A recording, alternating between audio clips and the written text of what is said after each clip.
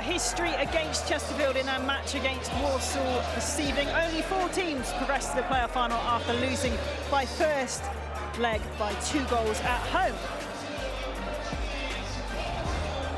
But the most recent of those came just last season. Goalkeeper Max Strike was the hero for Crewe, receiving 2 penalties to the Royal as they came from 2-0 down to force a shootout against Doncaster, which books their place at Wembley. And how about this for motivation for Chesterfield fans? Walsall have lost 3 of their 6 home playoff games. All 3 defeats were by a 2-goal margin. Well, can Chesterfield create another piece of history, overturn that deficit and get themselves to Wembley? Kick-off comes next.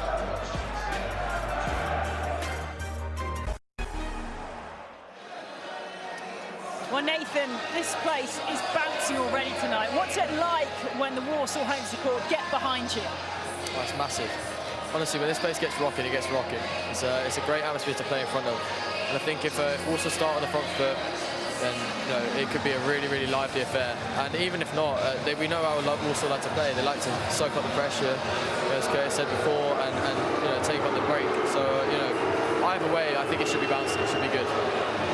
Okay, looks like the teams are coming out already. They are very keen this evening. So let's get to our commentary team. We're not going to do that yet, actually. We're just going to wait a moment because the Chesterfield team have come out early and gone across to their fans. Curtis, what's going on? I think it's Cookie. He's trying to lay a marker, trying to say we're ready.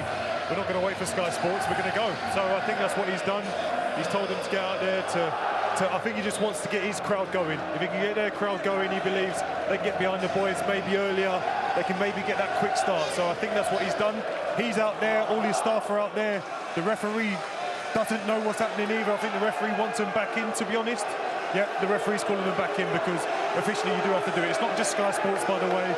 It's for the EFL.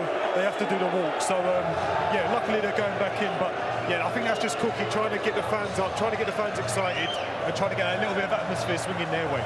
Yeah, it's a little bit of psychological games going on there, Nathan, is there? Would that affect you if you're a Walsall player? Yeah, psychological warfare, isn't it? But to be honest, I don't think they'd probably be aware of it. I think it'd just be confusion. I don't think it'd affect me really. Yeah. I was like, what are they doing? As long as they're not confused when they step out on the pitch and wonder what's happening, they'll be all right. So. Yeah, to be honest, I've never seen that, but they are back in the tunnel and they'll be coming out again. They wasted some valuable energy there, Curtis. Just a final thought, though, Curtis, before we do throw to our commentary team. What are you feeling with this one? I feel, as I said, Chesterfield always been an attacking side. Cook's teams always attack really well. It's whether or not Walsall can hold out for another 90 minutes, but I do think it's going to be difficult for Chesterfield to break them down. Okay, well, we were just keeping the guys on the gantry on their toes, that's all. And they are the brilliant Dave Edwards and Daniel Mann. Well, thank you, Michelle. A buoyant Bescott, and with good reason. Walsall certainly showing a determination to make the very most of their second chance. They have warmly embraced the playoff lifeline, and Wembley, for only the second time in their 137-year history, could just be 90 minutes away.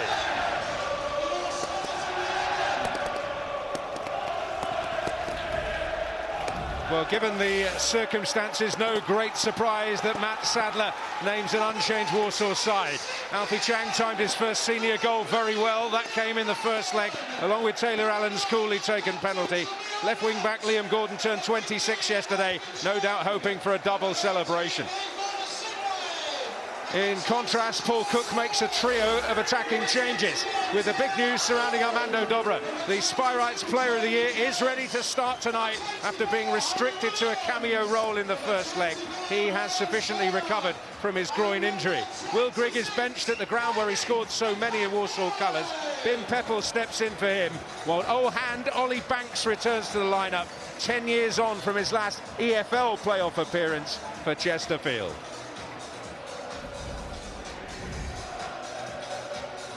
Well, Matt Sadler's team in pole position, but taking nothing for granted whatsoever. The memory of Crewe Alexandra's exploits at Doncaster last season still lingering. Well, Walsall had plenty of joy, and most notably, Dave Edwards, down their left-hand side. Yeah, Liam Gordon was excellent in that first leg. Played a big part in both goals, really showcasing his attacking capabilities. Will go past his man, good on the ball, good delivery, and has an excellent relationship with Taylor Allen, who plays just inside the left centre-back, and that has been key for Walsall this season. Well, in the first leg, Chesterfield were crying out for a spark, some creativity, something different to try and break down that Walsall team. And in Armando Dabra, they have a man who can do that. Brave to get on the ball in difficult areas. He chops, he turns, can beat his man. He has the X factor, which could be crucial if Chesterfield are going to get through to that playoff final. Well, a smile on Paul Cook's face, although the playoffs have brought nothing but heartbreak, really, in recent times. They're staring at it again for the 4th time in 5 years, having so long struggled to jump the final hurdle at National League level. An awesome task lies in front of them, but it is not impossible.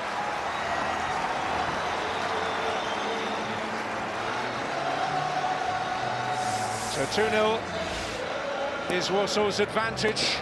They did once lose a 2-goal first leg advantage in a second leg of a playoff final back in 1988, but still came out smiling at the end of it. 3-1 up from the first leg at Ashton Gate. They won 2-0 at the Old Fellows Park, then won a penalty shootout to decide where the replay would be, and in the third game emerged emphatic victors, courtesy of a brilliant David Kelly hat-trick by 4-0.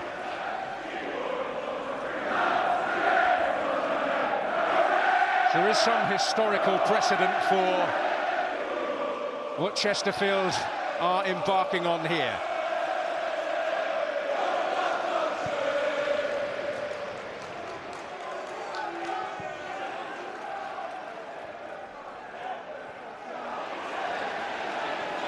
Jamil Matt looking for the flick. It's a worrying start to proceedings for Jensen Metcalf. Yeah, Ryan Stirk goes into the challenge, leaves Metcalf on the floor, but it is an incredible atmosphere inside the stadium, and that means the players are going to be fully up for it. No malice in it, just captures Metcalf late. Metcalf borrowed from Everton, where he has warmed the first-team bench. A test for Taylor Allen, which he passes. And Chesterfield not hanging about in that instance in getting the ball forward. Here's Asimwe. And now Jealous. Matt already making strides ahead of him, but well marshalled.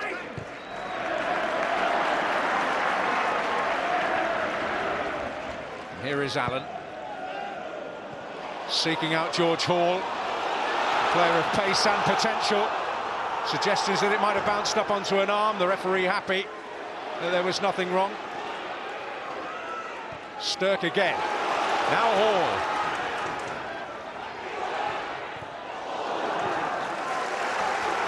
A really front foot start from the side with the advantage.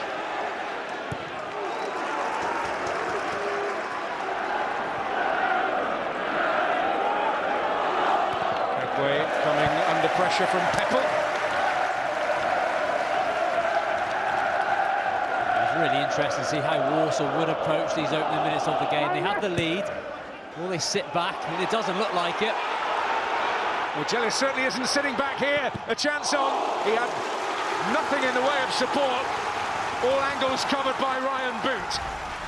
Yeah, like I was saying, their start has been fast. They're trying to really feed off the atmosphere inside the stadium. And Jealous gives you legs, he gives you running power, gets in behind, hasn't got anything onto, lots of power. Smart save by Ryan Boot at his near post. But what a fabulous start for Walsall, looking to try and take this game away from Chesterfield. Real strong arm from the Spyrites goalkeeper. And Taylor Allen with that cultured left foot, presiding over the first set piece. And meeting it was Peppel on that near post.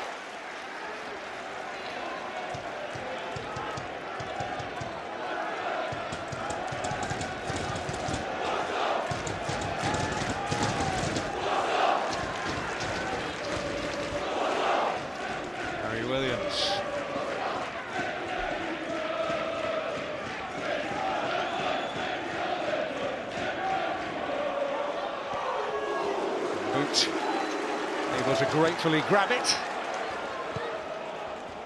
And not hanging about and getting the ball forward either, seeking out Ollie Banks. As expected for Chesterfield, Ollie Banks is operating on that right-hand side.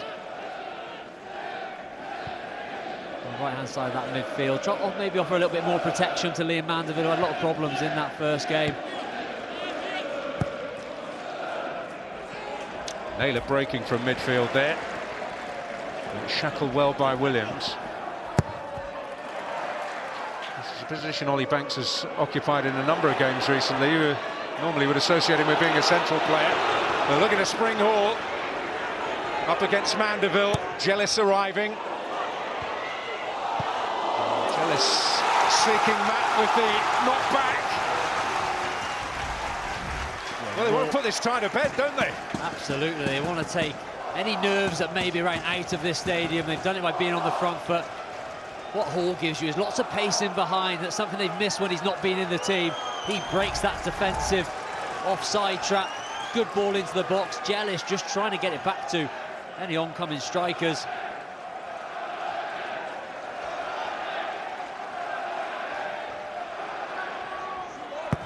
Little Conga breaking out, and Boots under real pressure, and sufficient pressure for Chesterfield to be awarded a free kick.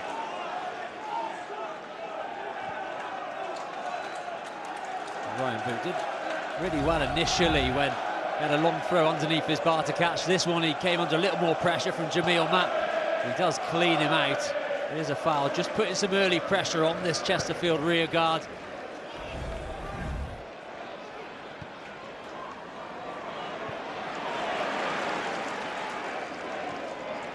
Jealous looking for something. Simwe. Dobra on the defensive. He didn't get time his challenge particularly well, but Simwe able to skip away.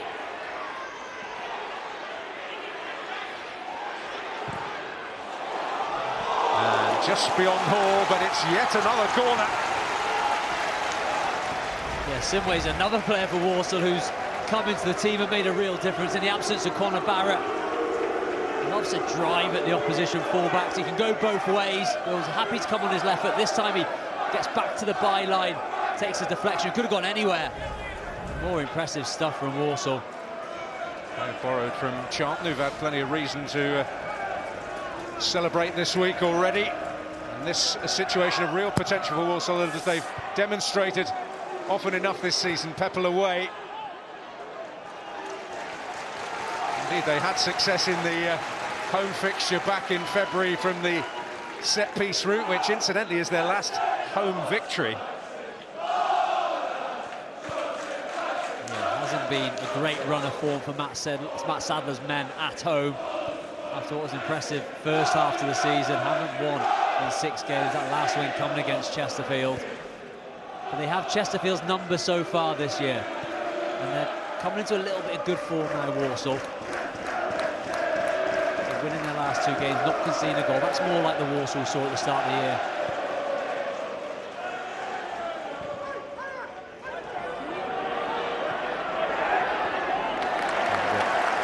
Chesterfield also have down their left side a player called Gordon, capable of causing a threat. Lewis. Dobra's cross. And the cultured left foot of Paul Cook being put to use.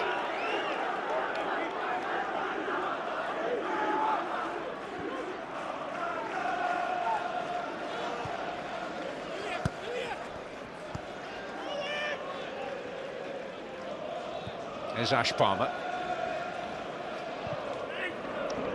The grizzled veteran, Carl McFadzean, who 2 years ago was playing in a championship playoff final with Coventry. Peppel trying to make progress. Kagbwe finding a way to halt him. Yeah, first spell of Chesterfield possession, which just takes a little bit of atmosphere out of the stadium. That's what needs to do more. Peppel tries to get away. Kagbwe gets brought down. Chesterfield will just look to settle into this game a little bit. It's been a fast start from Walsall. They've managed to hang on in there in this opening 8 minutes. Now they need to enjoy some of the ball. It's certainly one of the more unusual fouls of the season. And John Fleck. Capable of real quality. It's a searcher. And it only finds the head of Jamil Matt. Back in by Metcalf. And it certainly needed dealing with. And happy to do that work was Alfie Chang. Yeah, it's clever from Metcalf. It's good defending from Jamil Matt initially. He could volley this, but instead he helps it back into an area, and he's not far away at all from finding Peppel. He's in the heart of the 6-yard box. It's Liam Mandeville with the corner, and the referee, Dentona, just ensuring that it at least hangs over the paint.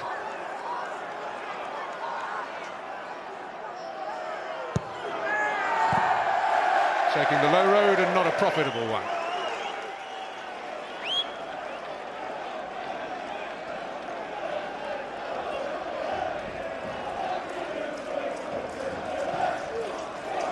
But an opportunity for Chesterfield to settle.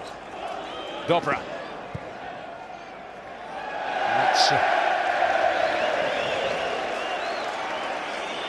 not like him, shall we say. Left Mandeville with no hope whatsoever.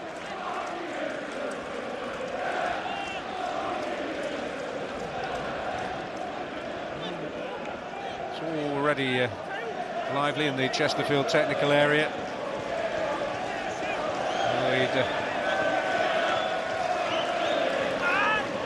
Love to get him to Wembley again.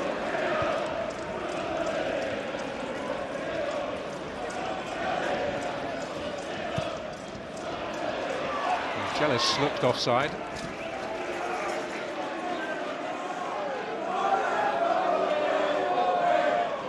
I get the sense with Paul Cook that it is a real labour of love. Such a strong relationship now with the Chesterfield Football Club, lured back in their hour of need, below stairs in the National League.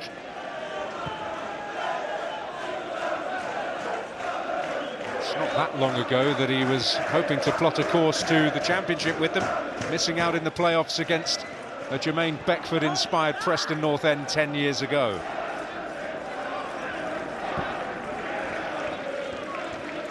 Palmer, now Mandeville.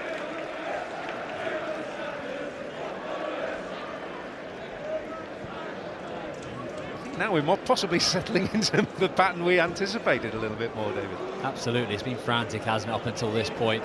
Now Chesterfield just enjoying a spell of possession. They had this a lot in the first leg, just felt like they didn't move the ball quick enough. It's a little bit zippier this evening, there's no excuses. Lots of movement ahead of the ball. They're not managing to find any of those attacking players. In particular, Naylor and Banks quite often swap. One comes inside, one goes outside, one goes long, one comes short. Just trying to disrupt that Walsall midfield. Off Kagwe for a throw-in.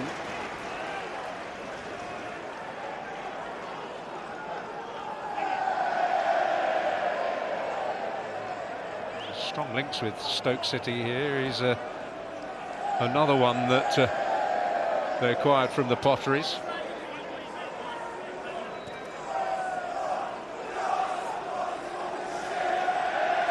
It's Lewis Gordon.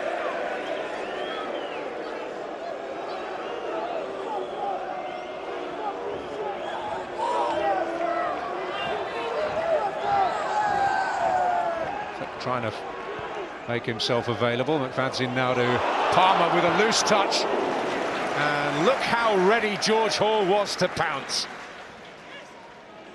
Yeah, just waiting in their shape patiently, Walsall. And when they sense a moment, they go with real speed, real intensity. And again, George Hall has that pace to do so. So close to winning the ball back then. It's Banks searching there for Mandeville. Touch of the role reversal there momentarily.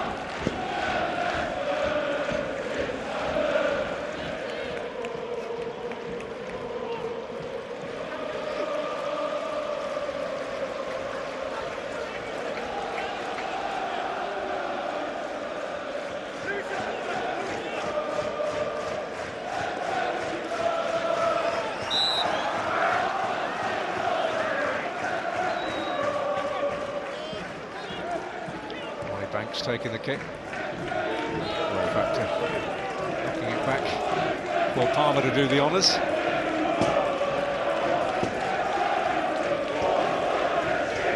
Gordon.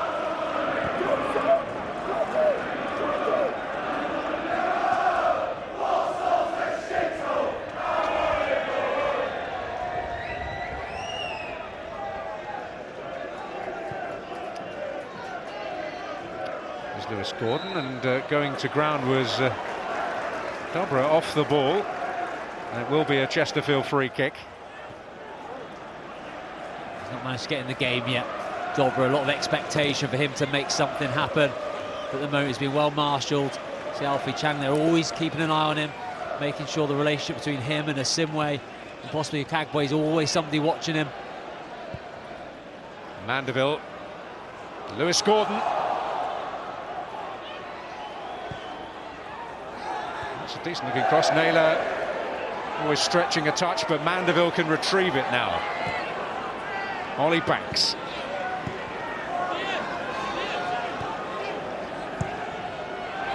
Peppel hoping to attack it. But Simkin able to gather.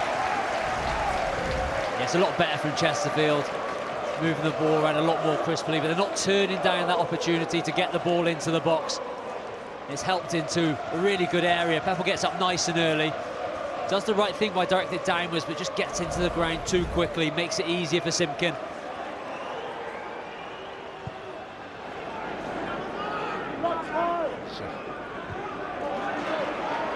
Enjoyable time out on loan from Stoke. Here's Booch using it literally to good effect. But Jealous arriving with a real sense of intensity and determination about him, and Chesterfield under pressure in every sense again. Yeah, Jamie Jealous and George Hall have both been very, very good in these opening 15 minutes at pressing and sensing moments. First Hall goes, then Jealous. Leaves his leg there for the foul. A little bit theatrical, but his initial press was excellent, full of athleticism. Very capable at using that dynamism to break from that midfield position. He's had a really good start to the game as well. And it's a little tweak they've made to the system in the last few games, which makes them more effective in that aspect. Gone from a more orthodox front two. Jealous, unfortunately for him, not as effective as he would have hoped there. Yeah, but that system you're talking about, Dan, has been important for them. I'm not sure if it was a lack of maybe two strikers both performing. Hasn't quite happened, especially since they lost their main man back in January. But since then, they've really struggled to make it work. And now they've gone to this box midfield, two holding midfielders, which gives them a little bit more protection. Something they really struggled with at the back end of the season. But then they need lots of legs in those two attacking number 10 positions, and Jealous and Hall definitely give you that.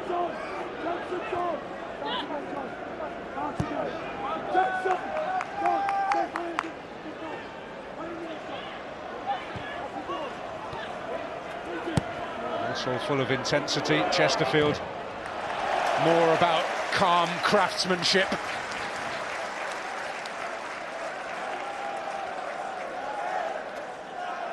And already seeing more than the lion's share of the ball.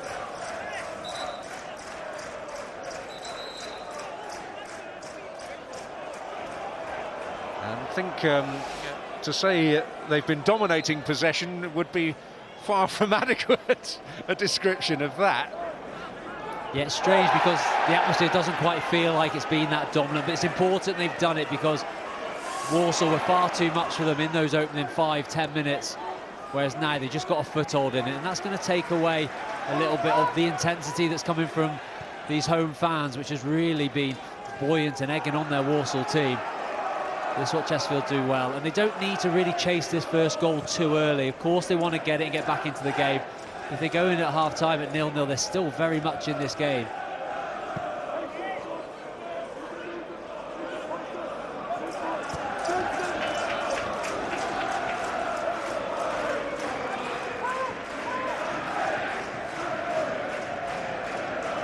Mandeville.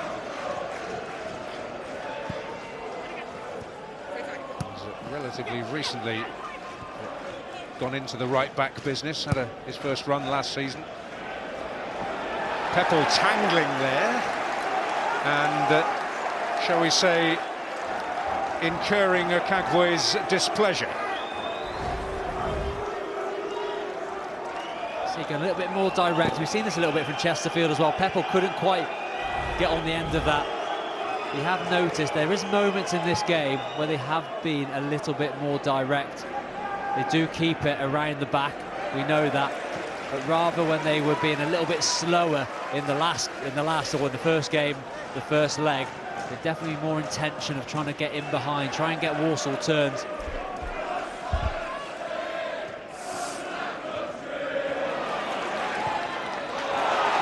Jealous trying to get Matt into a promising position. He's good at getting to playoff finals, Jamil Matt. It's not so happy once he gets there.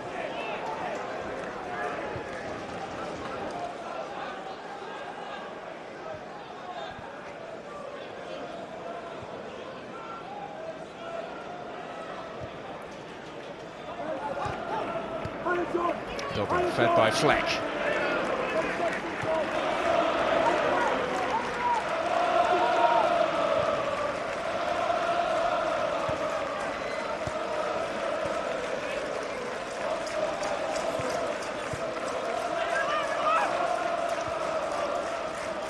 Kradzin. Dobrin. It's just tidied up by Simwe and then forward by Chang. And it seemed for a moment that Matt had written it off, but then went in hot pursuit. Kradzin to immediate safety.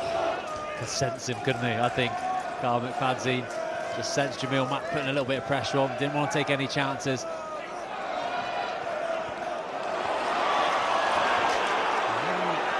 Matt just a touch hesitant again. Ball has fouled McFadzean, who, with all his experience, was always likely to come out with something in that kind of situation. Here's Metcalf. Mandeville.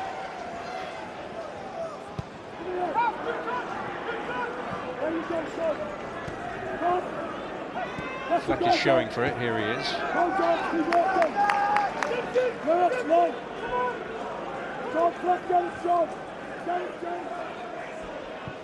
Jensen Metcalf to Mandeville.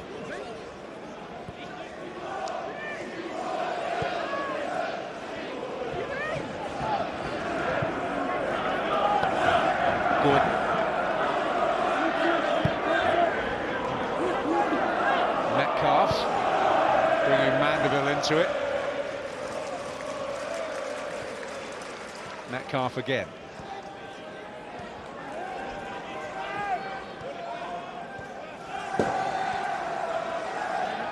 Banks. That's Chang, and that's a corner. That was a fantastic spell of possession from Chesterfield. It started from Ryan Boot, who took on a dangerous pass, but it just beat the Walsall press, and from there they gained control. They moved up the pitch slowly, methodically, making sure that they were pushing Walsall back and worked it into an area where they could get that cross in. They've got themselves a corner. That's the best we've seen from Chesterfield so far. Dobra's just going a-wandering here. Meanwhile, Naylor and Allen have a running battle. Fleck edge of the area for any scraps.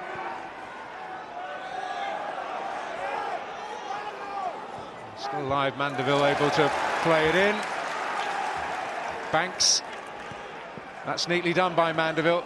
Ollie Banks again, lovely football here. Mandeville.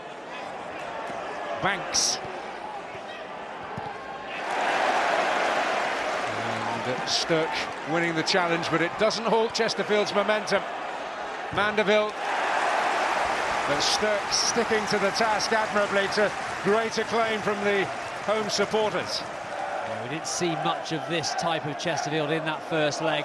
This is more like what they've been at the back end of the season. And because they keep that pressure on, it almost acts as own form of defence, because as soon as Walsall win it, they've got no options. They have to go long, and then it starts again.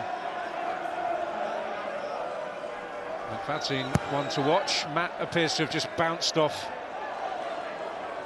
Ollie Banks.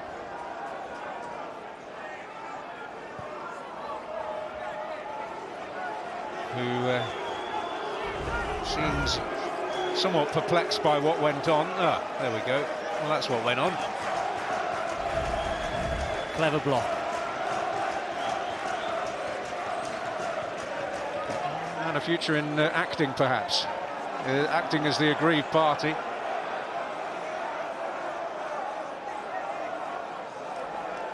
Discussion with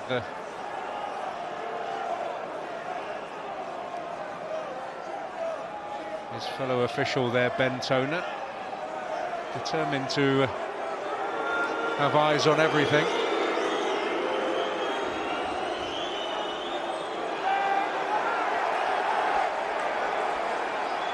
Well, the fuse has been lit here.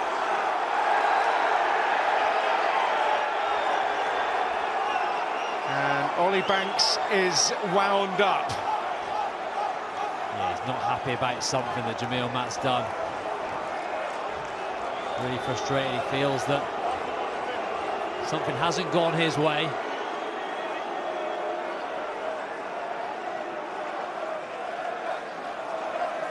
Tom Naylor, the skipper, also involved in the conversation.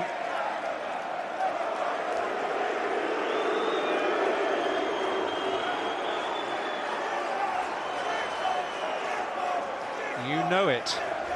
We don't know, but he apparently does know. Well, more than simmering tension here, a battle to keep an eye on.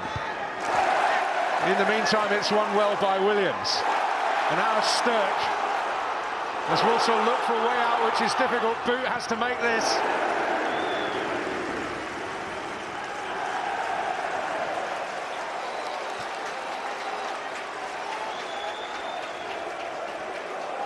Well, in that melee of things, I think how frustrated Ollie Banks has really riled the Walsall fans, almost had an adverse effect on what Ollie Banks was wanting, to re-engage the fans in fine voice now, and it just gives the players that lift to go and snap into those tackles, making it a real hostile atmosphere. Well, as it stands, destined for a Wembley playoff final, something they've not experienced. They won a playoff final in Cardiff when a certain Mr. Don Goodman had quite a substantial say in proceedings against Reading 24 years ago. As I mentioned already, they won a playoff final on home turf. Naylor, Dobra, Peppel on the turn, and they've smuggled it away. Fadzion's challenge.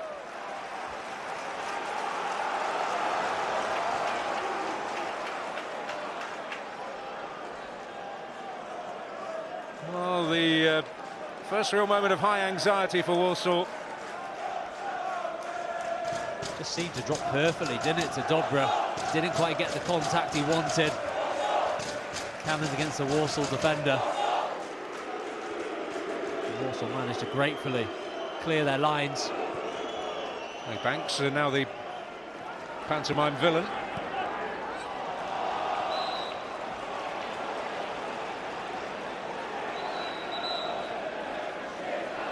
And Dobra hoping to be the hero, not quite. Yes, more good football from Chesterfield, though. They work out wide. Banks gets the cross in. Mukagwe sees it late, so he doesn't get a full clearance on it. And then as it drops to Dobra, he should do better. Sits up nicely for him, goes with his instep, doesn't get a clean contact. Dobra's involved again here. –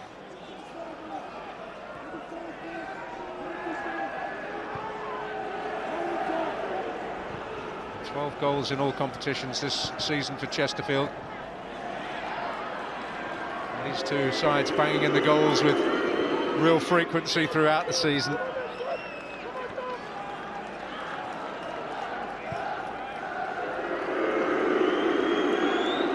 here is Ollie Banks. And Ian, a very distinguished footballer, had several years at Leicester City. Ollie's had a very interesting career that took in a long spell in non-league, where he also worked as a kitchen fitter.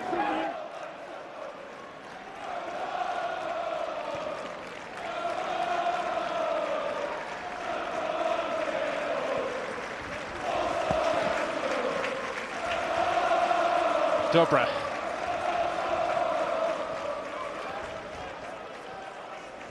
Oh, lovely flick by Fleck.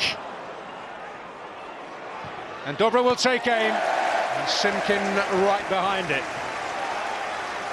It's fallen into a similar pattern what the first leg did, but Chesterfield are moving the ball a lot more effectively now. Lovely little flick from John Fleck. I thought it was on for Dobra to hit it there. He waits, and then things just close up for him. It makes it more difficult, takes a little nick on the way. But I feel like he should have gone there. He waits a little bit too long. And then the chance just goes. Good handling from Simkin, though. Simway. That's Chang. Finds Jealous. Chase on here.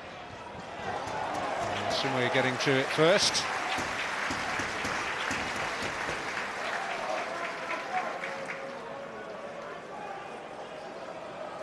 Seeing his team do more of what he wants his team to do. Yeah, he'll be happy.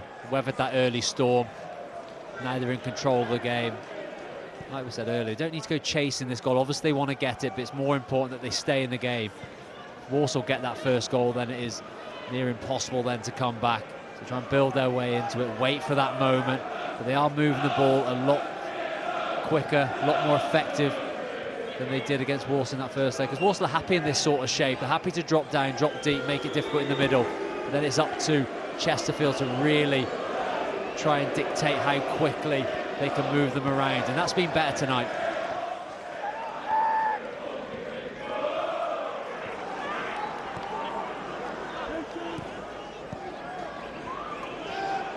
The playoffs were a pipe dream at the start of March, but here they are, reality in the middle of May for Chesterfield. A remarkable surge into a position of promotion potential. Dobra dazzling here, and Naylor round the back. Can't quite get there. Yeah, Dobra's becoming more and more influential. They're getting him on the ball in a little bit more space, drifting out onto this left-hand side. Gets a little bit of luck there, but shows tenacity to keep going. Lovely feet the way he chops and turns. Be disappointed with that final ball, but this will be positive for Paul Cook and his men, that he is starting to find these pockets of space. And if he keeps doing that, he will make something happen.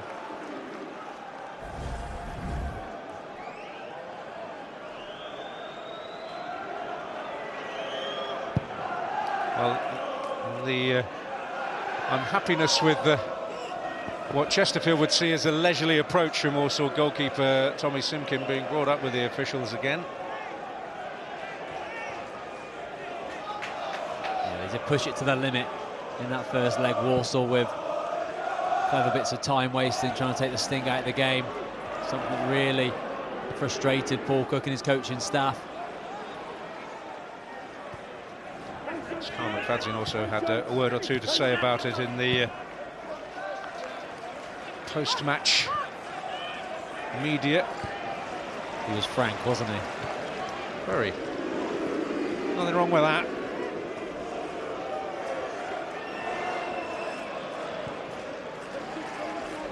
Whether you agree with his opinion is another matter.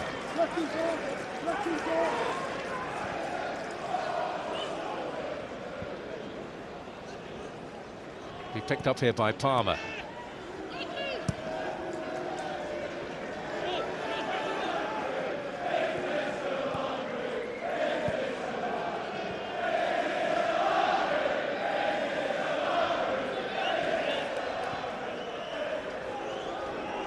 Banks is in trouble. And Gordon feeding Jealous. And Jealous can't quite work the shooting chance. Now he does! And boot right behind it. Such a frustration perhaps for Liam Gordon, who was also on the scene. Yeah, big moment. This is where they were clinical in the opening game, Walsall. When they won the ball back, they used it very well. Jealous just takes a little bit too long. Maybe should have played it to Gordon earlier, opts to go himself, and they get in each other's way a little bit. Jealous doesn't get his head up early enough. Gordon was in a good position alongside him. He slides it to him. He'd be in a better position to get that shot away. Let off for Chesterfield, and perhaps in particular for Ollie Banks. This is Lewis Gordon, and Naylor's coming in. Well, vital piece of defending in the end by Taylor Allen, who was in the right place at the right time.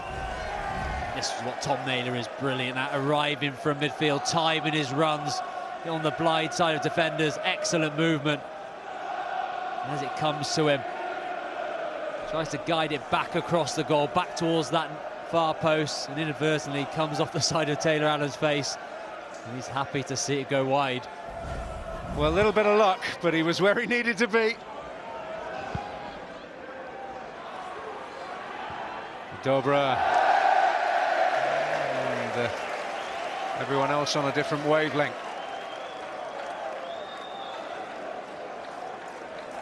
Well, they've missed him in the final few games of the season.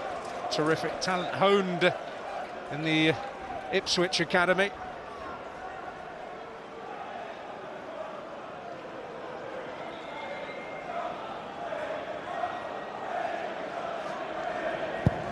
I think it's the same old song.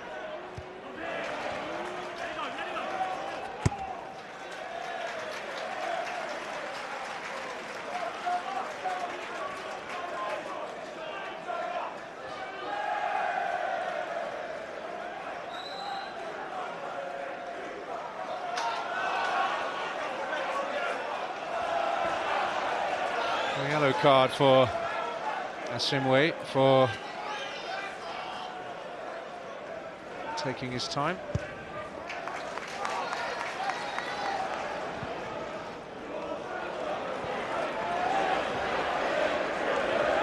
Gordon. And that's a corner.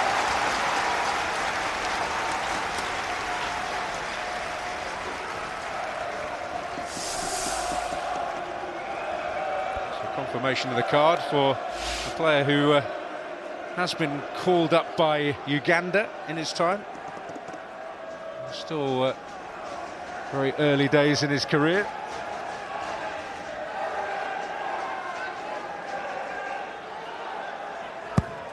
Allen going near, over Matt's head.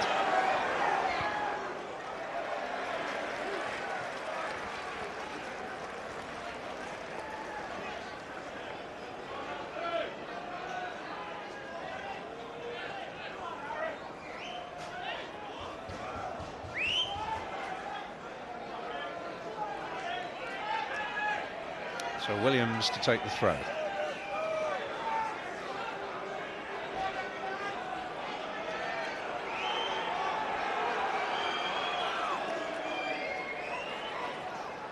McFadden away.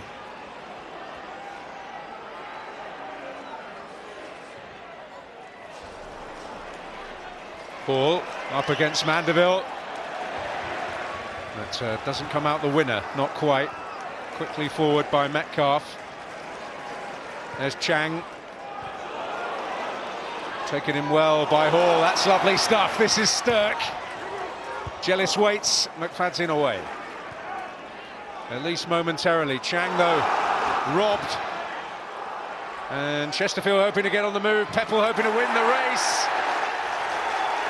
Simkin did in what was a painful collision.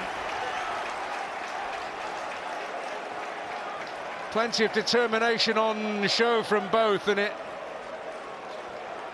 unfortunately has come at some cost.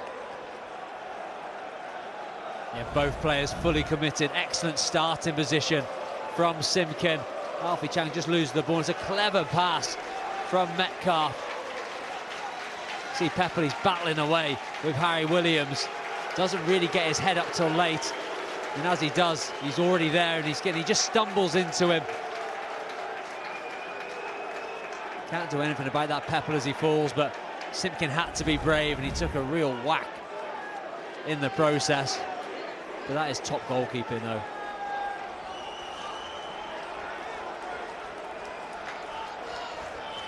He's a goalkeeper that's already donned the gloves for England at under-20 level. Played with Sidney Peck and Joe Bellingham, who will be at close quarter in the Championship playoff final, you would think. I don't want to pick their teams, but it looks likely.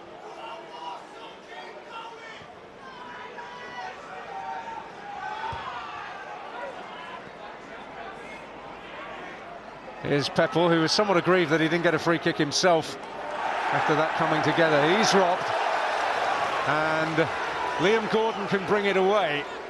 Stirk putting him in a position to do so. And Mandeville got enough on the challenge, and the cannon kind from a Chesterfield point of view. Yeah, Mandeville has handled Liam Gordon a lot better in this match. We all know he's good going forward, Liam Mandeville. Excellent delivery, but he is a midfielder by trade. He's had a good start to this game.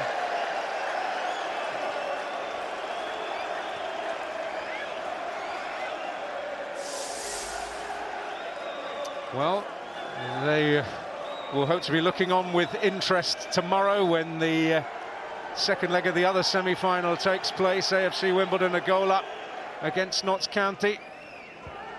Thanks to that header from Riley Harbottle. And that is live for you from 12 o'clock tomorrow. Peppel has a chance. Williams trying to stop him by fair means or foul. And they are adjudged to be fair means by referee Bentona. There are one or two dissenters. It's really good play from Dobry. He found a lovely pocket of space. And Peppel initially does really well to get past Harry Williams, but then as he goes down, it's not good for Peppel. Looks bad on him, trying to get himself a penalty. Very theatrical.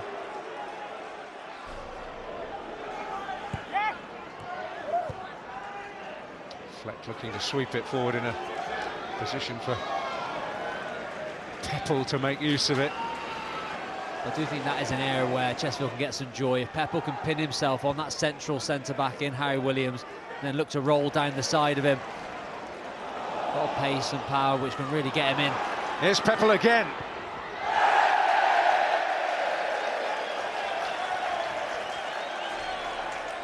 He's showing that power there. Clever little turn just to get himself onto that left foot, but he doesn't quite get it out of his feet enough. And he's trying to shoot and get it away, and he, in between striking of his laces or using his instep, does neither and pulls it wide. But he is getting some joy. Need to use his running power down the sides of the centre-backs.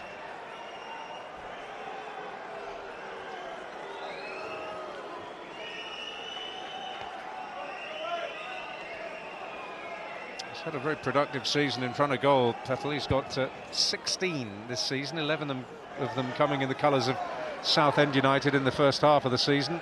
He's on loan here from Luton.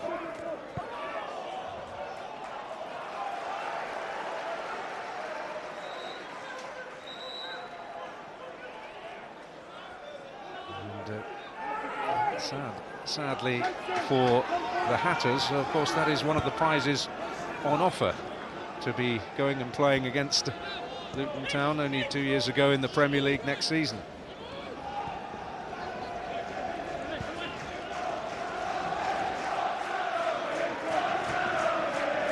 Fleck. Dobra. Metcalf. Palmer.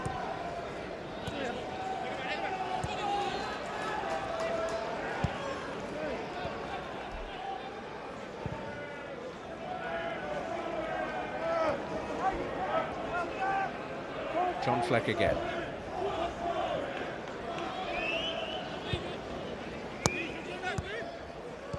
Banks. Liam Mandeville. Now drop for Dobra.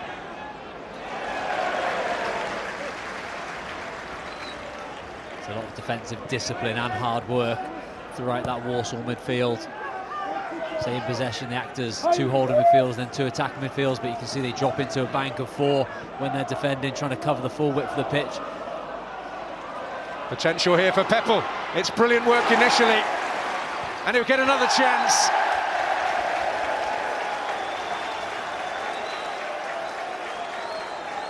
A tremendous initial reaction from Taylor Allen. He's in pain after that.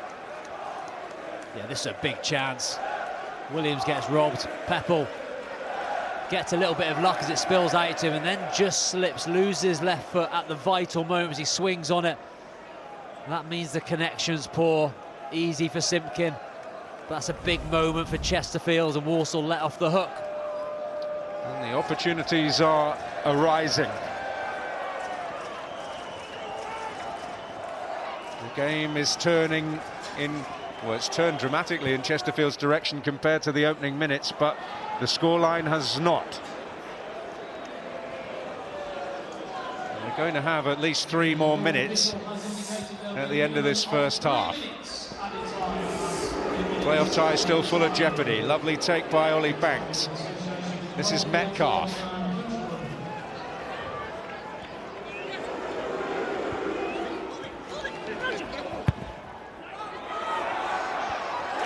And Simpkin coming dramatically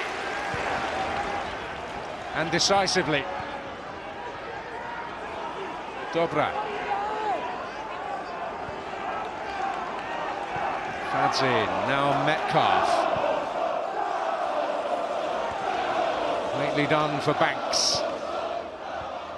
Metcalf again.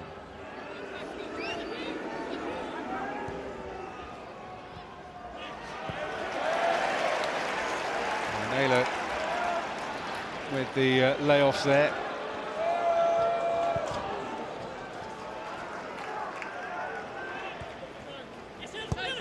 Chesterfield just craving a real moment of quality. Got themselves into good positions.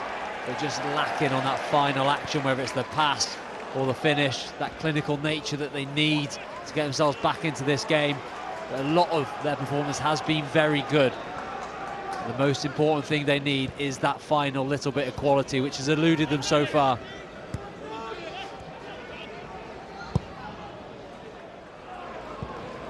Gordon.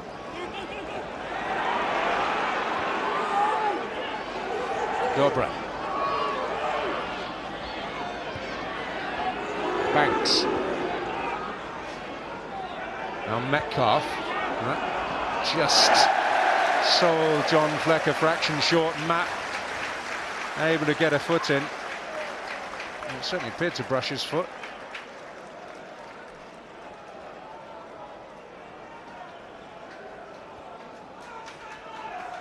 And just a little bit more. Yeah, it's going to be a huge second half. A huge team talk for him at half-time, just to try and find the answers.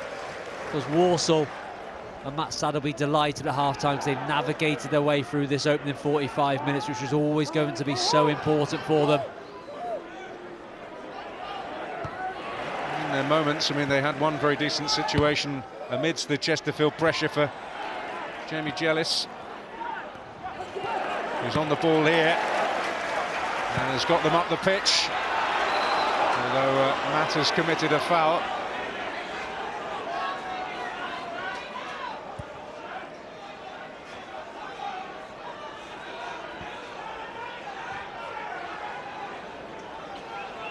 John Fleck now as the half-time whistle goes. Well, Matt Sadler happy to get to the halfway point with the lead fully intact. And after a frantic start, Chesterfield have settled and started to great openings. Armando Dobra on his return to the side, having won. And Bim Peppel, a constant thorn in the Walsall side in that first half. Some opportunities which on another day he may well have taken, and the tie could well be in a very different place. But at the 3-quarter mark, possibly, It's Walsall 0, Chesterfield 0 on the night. Walsall still holding that 2-goal lead on aggregate.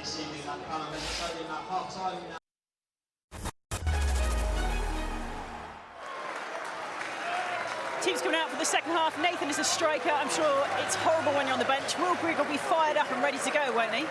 Yeah, he could be the difference maker. I'll be slightly concerned if he does get subbed on, but I mean, no doubt that he will be on the pitch at some point, especially if they're chasing. If the ball drops to him, I fancy him to score. Yeah, well, Chesterfield need a goal. They need to get back into this one. Walsall 2-0 up still over the two legs. Let's get back to our commentary team, Dave Edwards and Daniel Mann.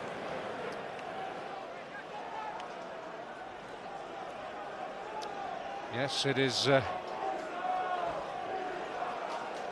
still advantage Walsall.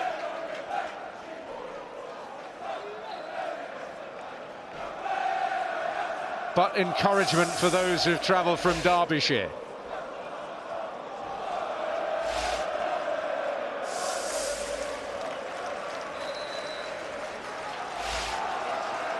They'll also get the second half underway. They started with great vigour. But Chesterfield settled, starting to produce the type of football for which they're noted, but without the punch at the end of it that they've so often found. Two very high-scoring teams.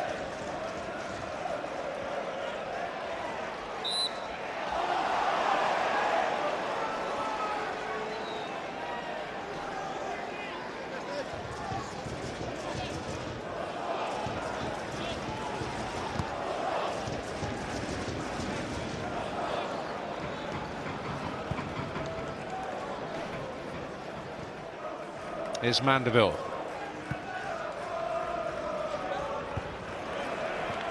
Kagwe with a meaty header. Ian Gordon and George Hall putting themselves about. And here's Metcalf.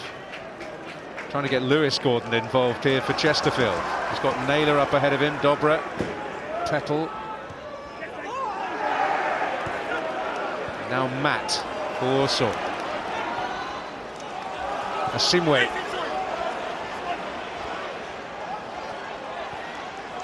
On by Jealous. Putting it together neatly here. Jealous's ball across. There's a timely header by Mandeville. Gordon.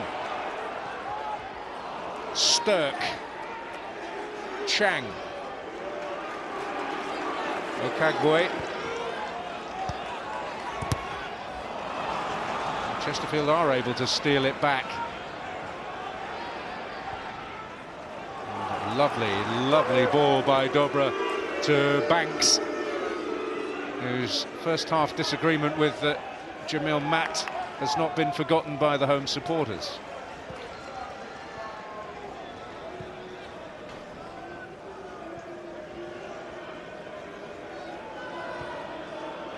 I think we'll see a lot of this in the second half. Walsall dropping into that shape, 5-4-1 formation. Trying to keep the gaps very small, not allowing Chesterfield's more attacking players to find too much space. Whilst Chesterfield had a good first half, it was a little bit reserved. At some point they are going to have to completely let the handbrake off and go for this game.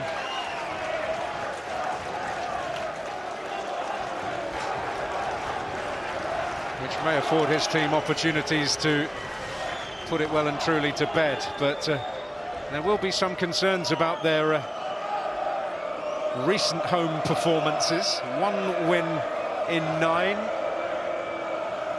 That was against Chesterfield in February.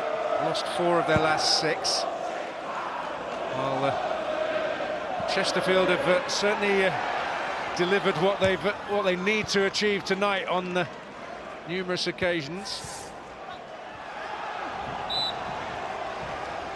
They kept clean sheets in 4 of their last 6 away games, winning 4 of them as well.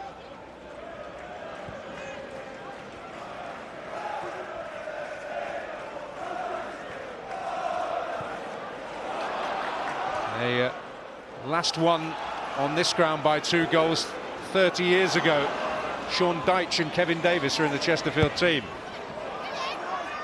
Mandeville getting his head to it, picked up here by Gordon.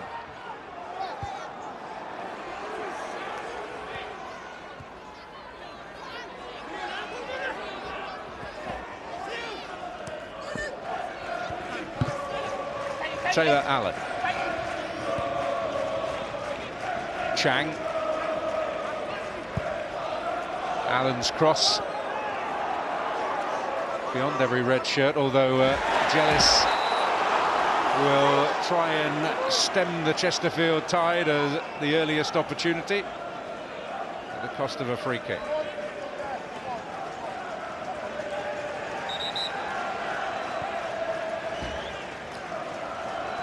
Chesterfield have won once in the last 6 here, which was 10 years ago. Saw when Evanks Blake and Ian Evatt were the goals, where they won by 2 goals to 1 that day under the management of Dean Saunders. But that 3-1 win in 1995 was a season which ended in playoff final success at Wembley against Bury as they moved up from this level.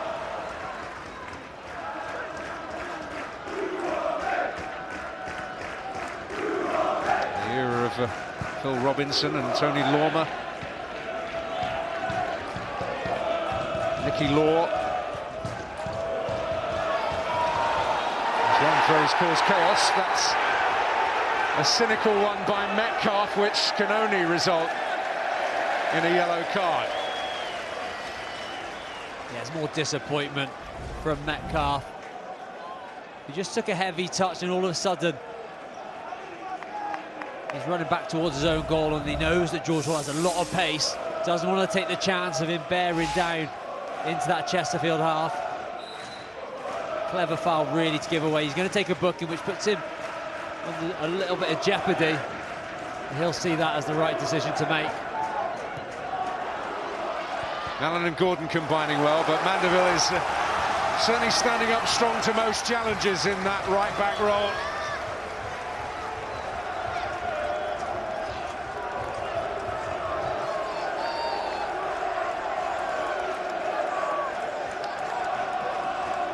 And again, Walsall have an opportunity, a situation very much to their liking.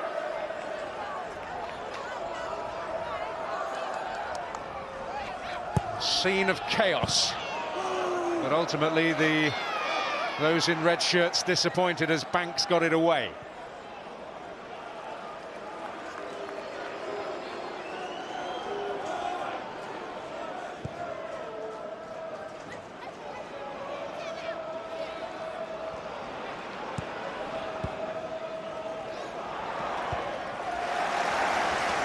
By Williams.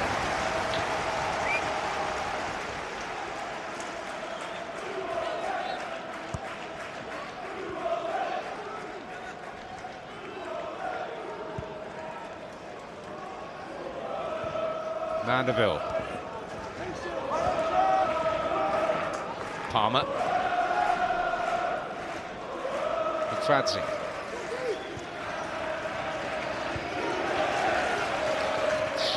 The head of Allen.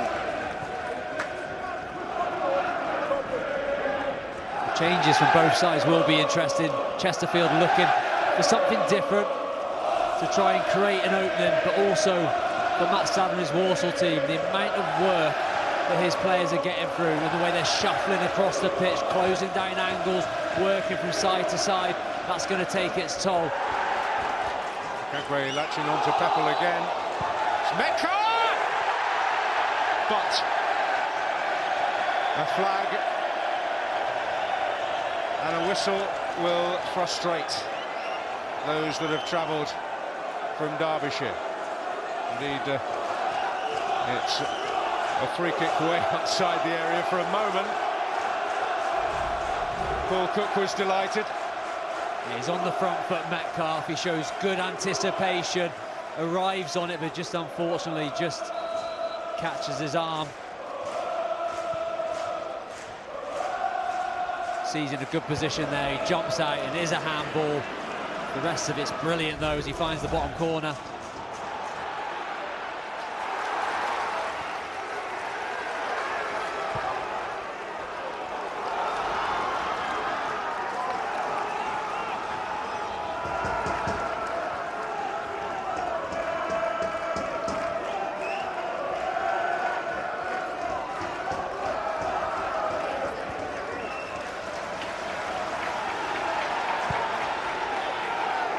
Gordon ended up on the deck there for Walsall. This is Mandeville.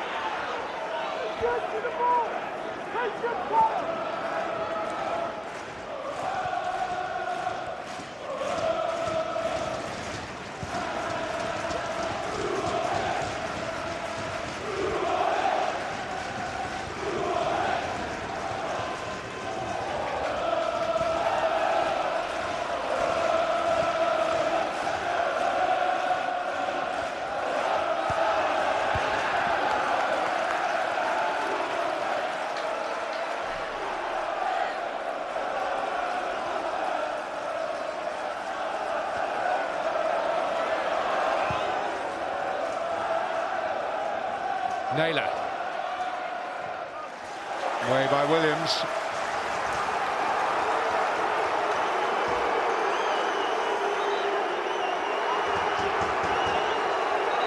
Simpkins suffering, and that has been greeted with derision from the stands and certainly a little bit more than that from those on the pitch in blue and those in the technical area. They believe that Simpkin is indulging in a little bit of the dark arts here. With the medical team on.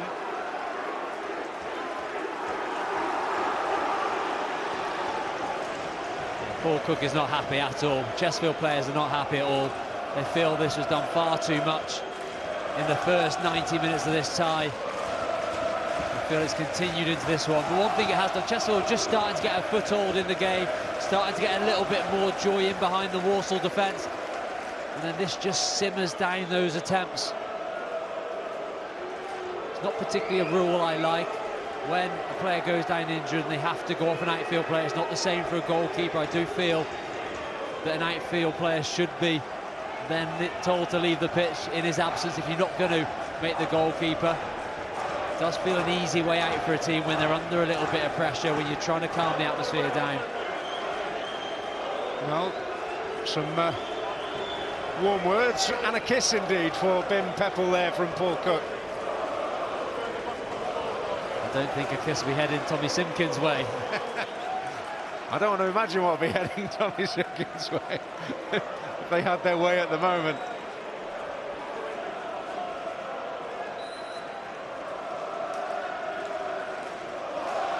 A lengthy stoppage, and nearly a couple of minutes, and Chesterfield will have to seek to build up a rhythm again.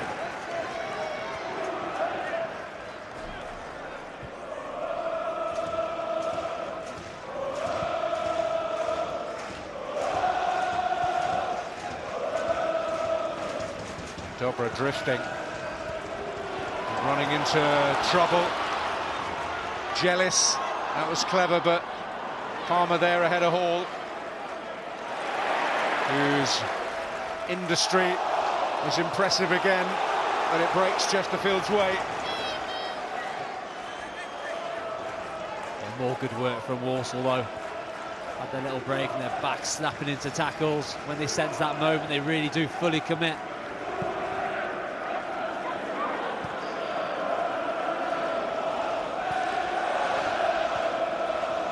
It's going to be very difficult for them to sit in and see it out, isn't it? Because it's only going to increase the tension around the occasion, on the pitch and off it. Almost feels like it is a good way to really try and take the game away from Chesterfield, though, if they can lure Chesterfield into committing more bodies, being more open, taking more risks, whilst they try and shut things down, a bit like they're doing right there, then that might be their best chance of getting themselves that crucial opening goal.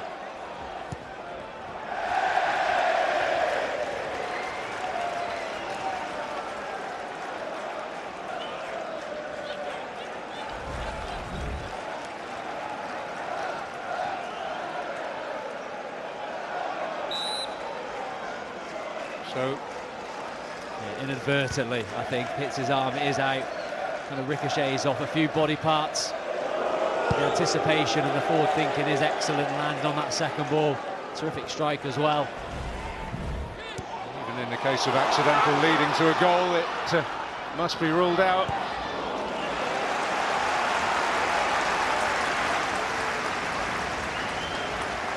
Jensen Metcalf impressive in the way he took advantage of the opportunity that was there for him. Superb strike.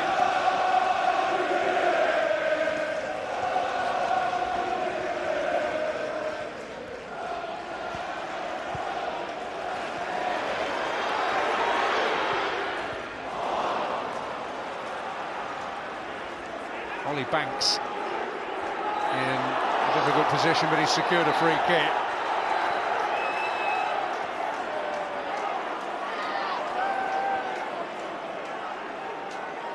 The challenge by Taylor Allen is deemed worthy of a yellow card.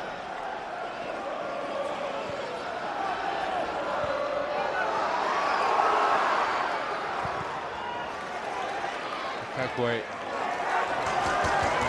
Petal have certainly got to know each other better during the course of this hour of football at the Bescot. So often at close quarter. Taylor Allen. We head towards the final quarter of this match now on a yellow card. This is Metcalf.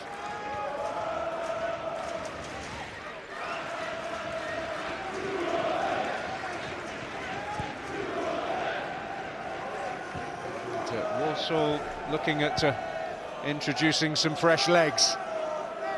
Dobra.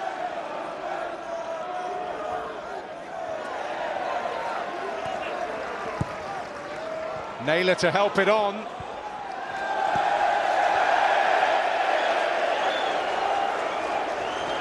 Clever touch by Naylor.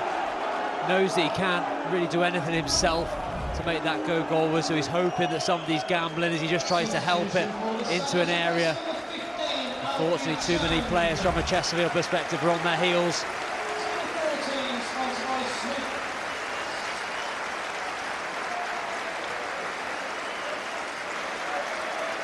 Well, Alfie Chang, who scored in style in the first leg on Sunday, leaves the playoff stage. Whether he will return will depend on the next half hour. But Brandon Comley and Levi Amanchi are the two to make an entrance. Some fresh legs for Walsall in their quest to try and find their way through this game and towards Wembley. We said how much effort and energy they're putting into this performance. Some fresh legs are going to help them. Manchi really bells, put a bit more pressure on that Chesterfield back line. And Comley has a bit of experience in that midfield area as well. Manchi, former Chesterfield player.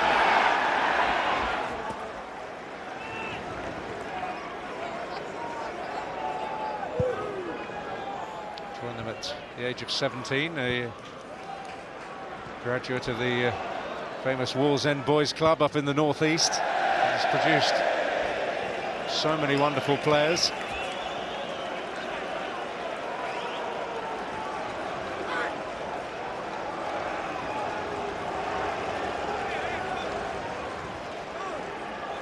It's Harry Williams.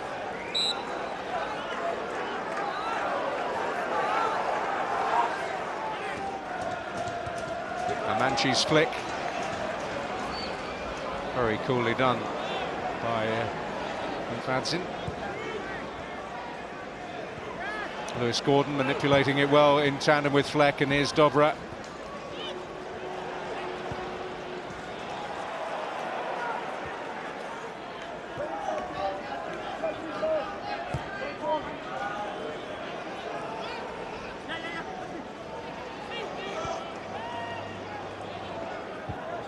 Mandeville.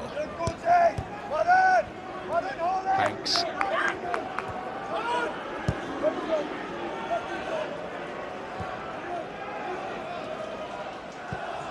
Fadzin. Out to Gordon. Metcalf.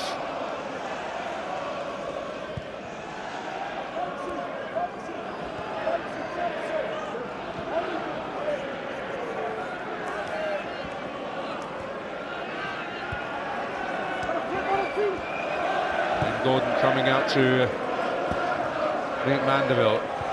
McFadzean wants to hurry up the process. Challenged by Fleck on Jealous, and he will go into the book. Chesterfield just run out of ideas. Frustration then for the experienced Fleck. Trying to get himself on the front foot and make things happen, but at this moment for Chesterfield, they're keeping the ball along the back four, but they're not able to progress it, and a lot of that has to be because of Walsall's really defensive discipline, togetherness that they're showing out there, working as a real unit, making it so difficult for Chesterfield to find any way through.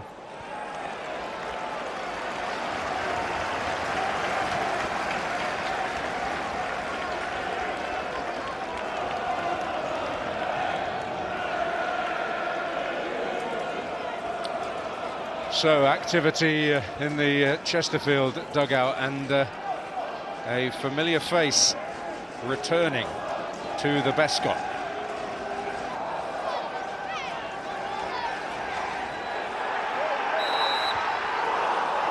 Referee spotting a pull. And the game goes on. Chesterfield not quite ready to make their changes. That fell kindly for Naylor. Wouldn't quite in the end for Peppel.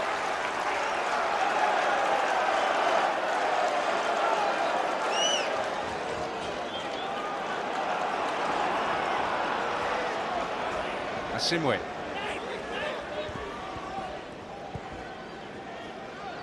Barrett having such an outstanding season in that area of the pitch.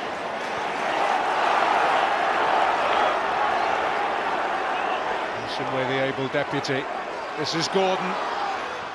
Mandeville had to get that right, and today he did. Yeah, terrific defending from Mandeville. Knows that Gordon wants to take it down his outside, keeps his eye on the ball, doesn't get sold by the little shimmies, and then gets some deserved luck as it ricochets back off Gordon out for a goal kick. So the players withdrawn. Jensen Metcalf, who is on a yellow card, and Lewis Gordon, and Will Grigg, a place he knows so well. Can he be the source of goals that will serve two purposes: see his current club through and inflict pain on his former employers? They've been very productive, the Chesterfield substitutes this season. Here's Ollie Banks.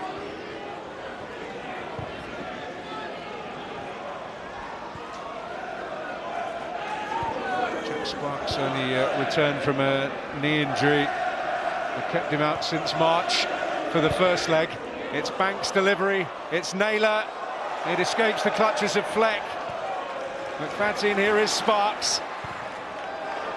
And Naylor! Mandeville. Now Banks. Over the head of Peppel. Sparks! Struck it with real venom. No big appeals. Sparks has dug it out, but safe hands from Simkin. The best spell of the game for Chesterfield. They managed to sustain an attack, a few different efforts at goal. This is what they're going to need to do now. More crosses into the box. They don't win the first one. Can they land on the second ball? Can they try and disturb this Walsall backline rather than just playing in front of them? With Sparks on that left-hand side, you now have someone who can really put in a good delivery.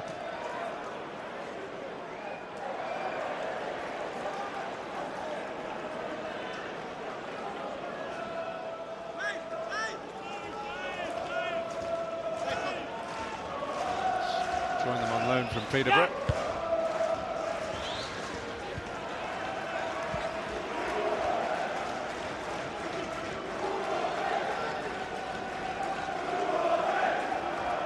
So played some of his hand.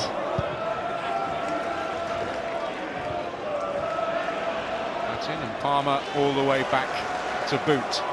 Yeah, it's certainly more aggressive now. You've got John Fleck, who's just holding that central area now on the ball, but away from that, there's a lot of attacking players on the pitch. They're playing high and wide, two up front in Peppel and Will Grigg, and then Tom Naylor, we know, is going to break from that midfield area, make extra bodies into the box, and that's why they need to keep working it wide, keep getting deliveries in there.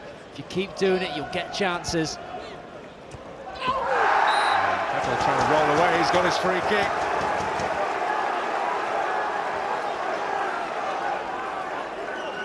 The guilty party.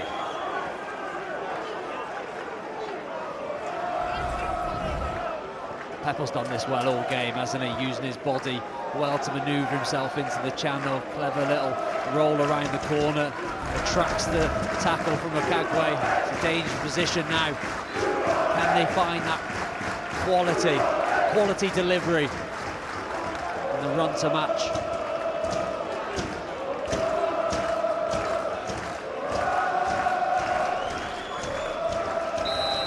Sparks straight onto the field, has the responsibility, and Simpkin takes responsibility. Gordon finds the roof. Simpkin's been terrific. He was in the first leg. Mature beyond his years, the way he commands his box. His starting position has been excellent, but then also his handling, his decision making. Really everything to make a top-level goalkeeper. He's already had a brief taste of life in the Championship with Stoke City. A few loan spells now. Fylde, Solihull Moors, Forest Green Rovers.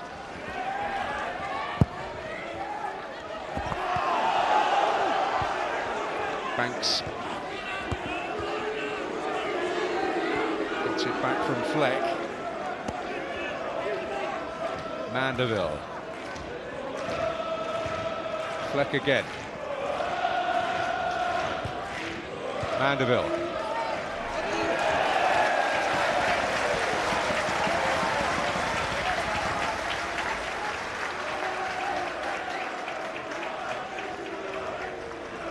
Also with a couple of further changes, the instantly recognisable figure of Albert Adoma on the right there, getting some final encouragement by another well-known face in Gary Waddock on the Walsall coaching staff.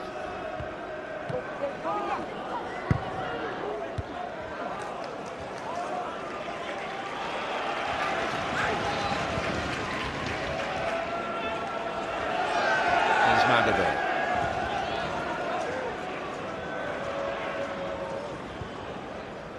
Dobra. He exert his influence further up the pitch.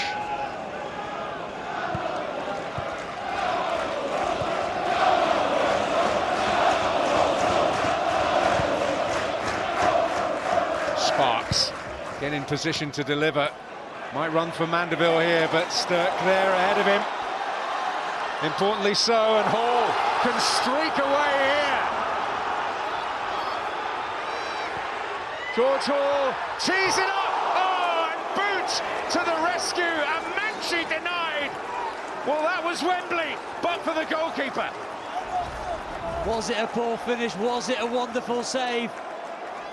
We'll wait to find out, but what a terrific breakaway. We said Walsall have been waiting for these moments. Can they take advantage of them? Can they make their way to Wembley? And Manchie has it in his hands. Really poor contact. He tries to sweep it in with his left foot. Boot makes himself big, but it's a poor finish. It's a massive let-off. But Amanchi's in there again. The whistle blows before Okagwe can make contact. Well, he's spared Levi Amanchi, his old club, the club where it began, really.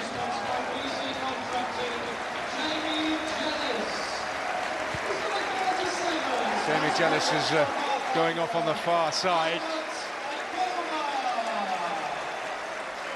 But the electricity that George Hall provides was clearly illustrated a moment ago. That's the last we'll see of it tonight, though. Yeah, that's a shame for Walsall. I know he's got tired legs, he may have ran his race, but having that pace could be the difference in just taking the nerves out of this stadium. He nearly did it a moment ago. Fabulous run. Just the finish which was lacking, but him and Jamie Jealous have both been excellent. The work they put in today has to be marvelled at.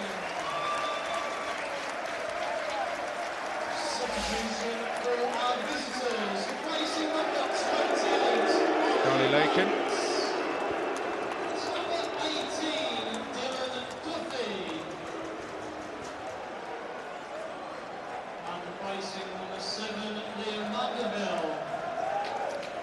Well, I think Cole Clough was a lively presence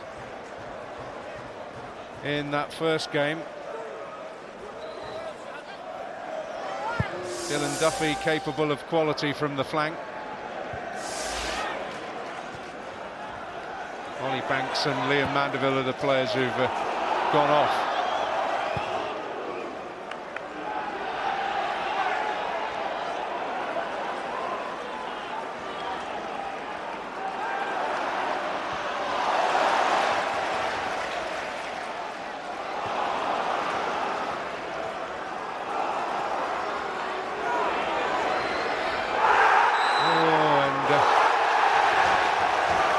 Went down,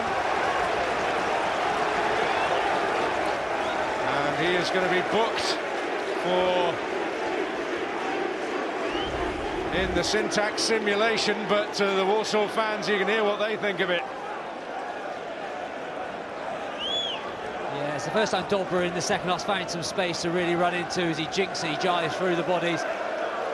In fairness to Dom, I think he's waiting for the tackle. It doesn't come. He's already committed to go down, but he doesn't make a move. He gets back up. I think that's why he probably is complaining. He doesn't ask him for a penalty. But it certainly wasn't a foul.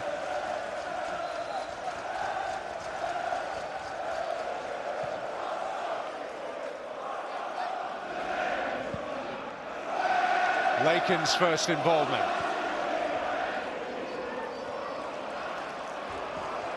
Williams, Gordon, and on he goes, Charlie Lakin, and just onto the pitch, Dylan Duffy deals with it. More and more space is becoming available for Walsall to attack in as Chesterfield are throwing more and more bodies forward. They just need to make that final action count. They've got tired legs themselves, but it's the fresh legs of Lakin who gets himself into that area. Just can't pick out a man inside the box. Might be retrieved here by Asimwe, who is happy to settle for the throw and keep their foot down hard. It offers the opportunity for Harry Williams to hurl one in there.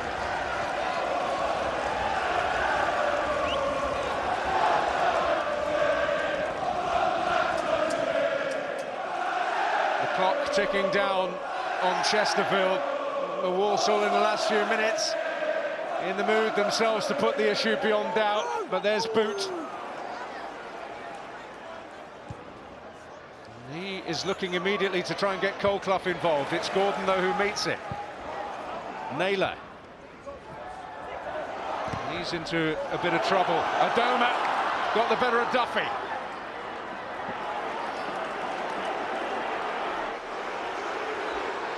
The cries of shoot going up. In the end, in pondering it, what to do with it, he lost it. Peppel trying to set up a base camp again for Chesterfield. Adoma determined to retrieve possession here. And Amanchi is offside. Well, he could have put it to bed moments ago. Yeah, looked tight this one. Maybe Duffy might have been the closest to him, but he was offside. Good line, good brave line from Chesterfield, but the starting position from Boot was excellent. Here's Fleck.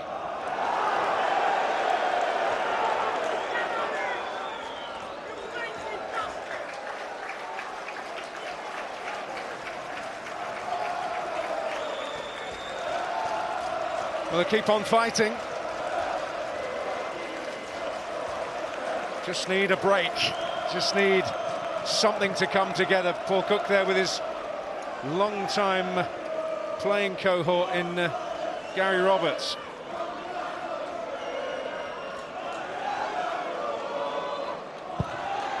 They've suffered so badly in the playoffs at National League level in recent years. It's become something of an unfortunate habit.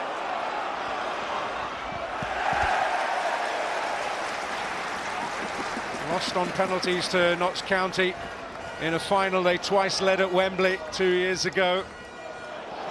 Lost to Solihull Moors before that in the semi-final the year before, and then at Notts County in a quarter-final. They led both of those games. Lakin's coming in!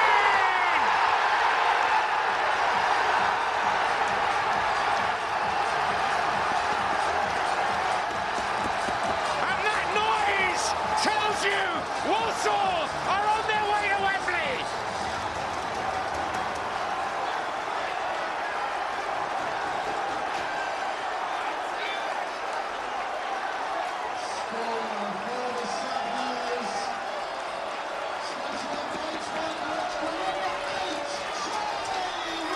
Deafening inside the Bescott Stadium. The noise that erupted as that ball found its way into the goal, and it's the substitutes which combine a Doma puts into such a dangerous area.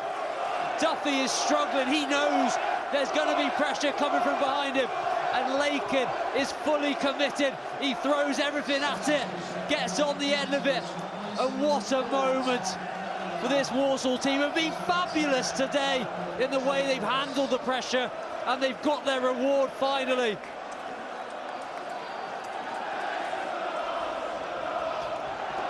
The Bescott is bouncing, and the message is clear, and the effectiveness too of Matt Sadler's substitutions.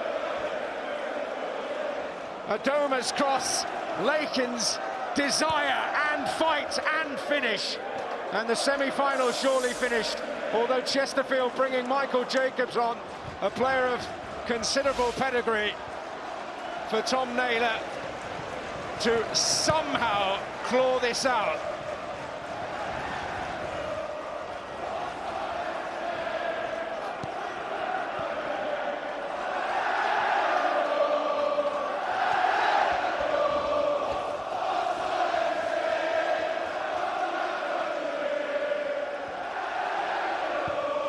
Sparks delivers, but sparks have not been there in abundance for Chesterfield tonight, on a night when they need inspiration, and now they need it desperately.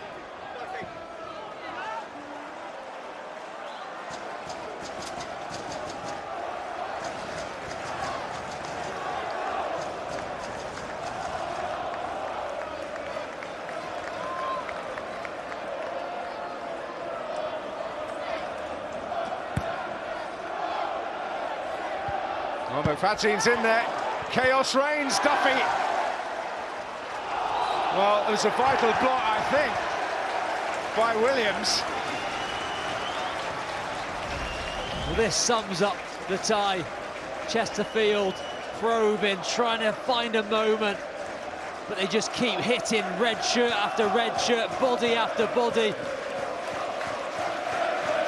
Incredible defending from Walsall, but Chesterfield just aren't getting the rub of the green. But the committed nature of the defensive display has to be admired. Well, they've not kept a clean sheet on this ground this calendar year. It's worth remembering.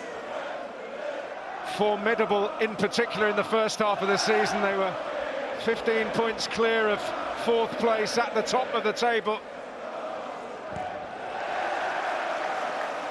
They were fearing that they'd thrown it all away, but they will, it seems, walk out at Wembley. I mean, you're talking more than miraculous now, if they are to be stopped.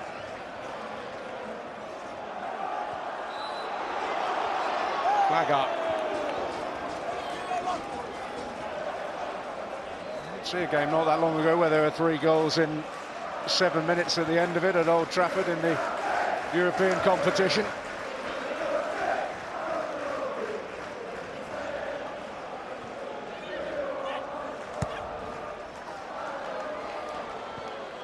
Jacobs trying to make inroads.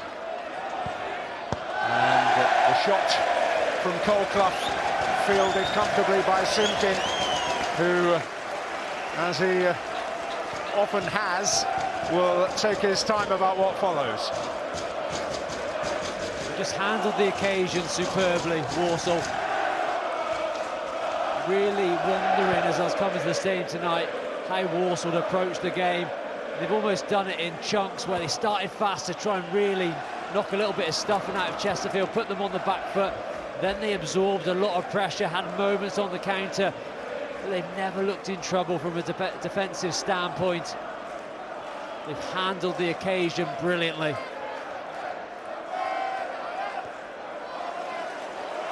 And here's Adoma, and they may not be finished. Lakin is flying forward again. And Sturck wanted it inside as well.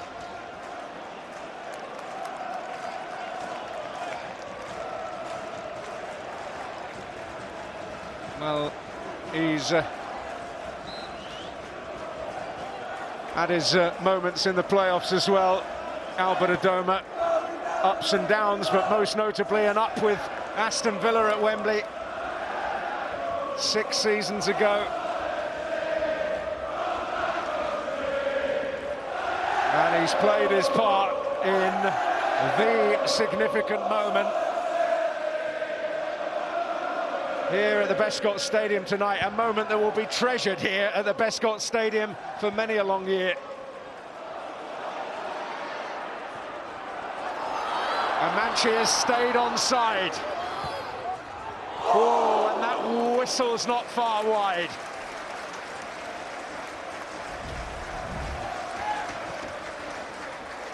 They got a bit between their teeth now, Walsall. Lots of opportunities, lots of space. Not too far away. Flashes past the post.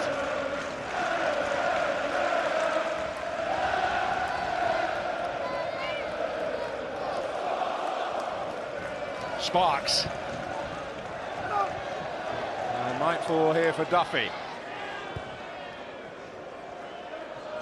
Jacobs. Duffy.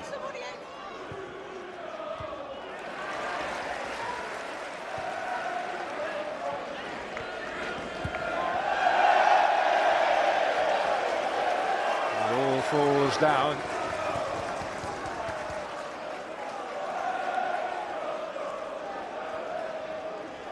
Well, they got in there late to the party, the final day of the regular season when they were very much the outsiders. But they made their way into the playoff quartet. 13 points adrift of the playoffs as recently as March the 4th. And when spring sprung into action, so did Chesterfield. They've made the end of season drama, but they are bit part players, it would seem. Duffy. They've worked an opening, and it was an opening Greg could do very little with.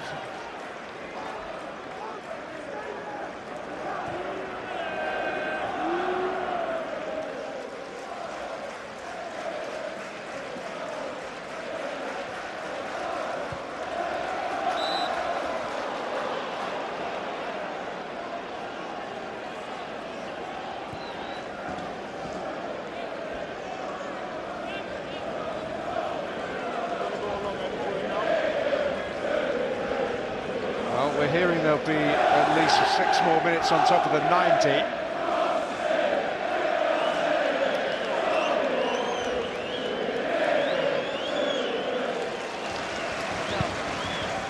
So maybe time for a miracle. Palmer hoping to make the first contact there for Chesterfield. Hoisted away by Amanci. More strong defending from Walsall. Harry Williams this time gets his head on it. Hold that back line of Walsall. They've managed to get the first contact so many occasions.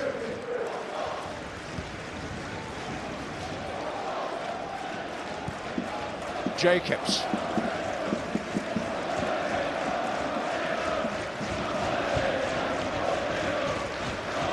Well, they made Wembley in the Johnston's Paint Trophy 10 years ago, lost to Steve Cotterill's superb Bristol City side, who were on their way to even greater triumphs that season.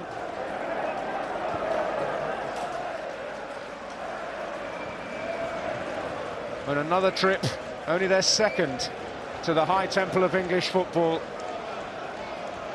is on its way.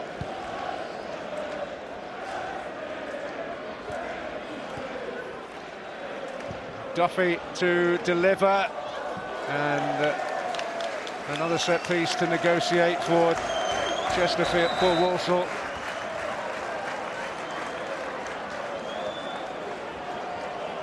They are going to get Donovan Daniels on for the last knockings here.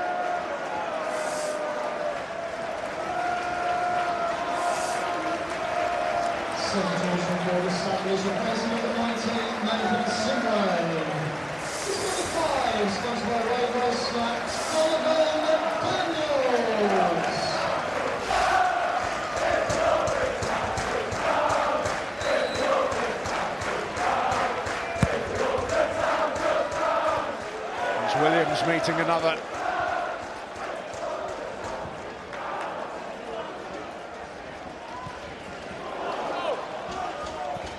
Oh, and smuggled away again by Williams as Jacobs got in behind.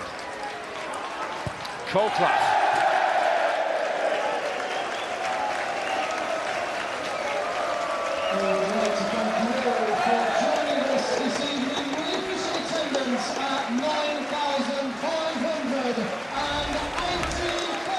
This is the moment which lifted the roof off the Bescott. Desire, determination to get on the end of it, which sums up Walsall as a whole. But the noise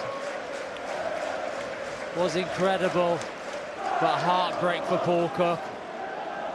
Brave in defeat themselves. They've tried and they've tried, just hasn't quite happened for them. But the credit that Matt Sadler's Walsall team deserve for such a difficult period they went through, but then the resilience they showed to bounce back with what looks to be 3 clean sheets on the bounce. Terrific performances, going back to basics of being hard to beat, playing on the counter-attack, and all of a sudden they turned themselves into a team completely out of form to a team in form. And it's Adoma who might yet help them finish with a flourish here. Lakin, Allen. Oh. And again, not beating that far post by much. No one there to add the telling touch.